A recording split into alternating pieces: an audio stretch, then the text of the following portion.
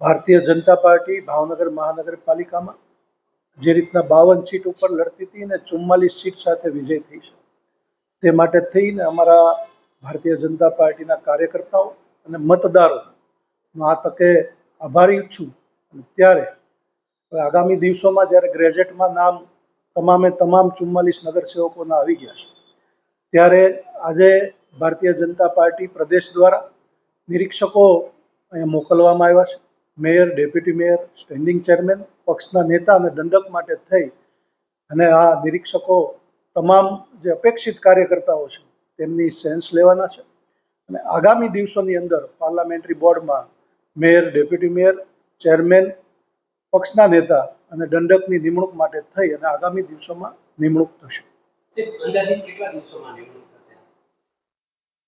લગભગ 15 તારીખ આસપાસ બોર્ડ બોલાવવાનું લગભગ પ્રક્રિયા થવી જોઈએ એવી મારી ગણતરી છે.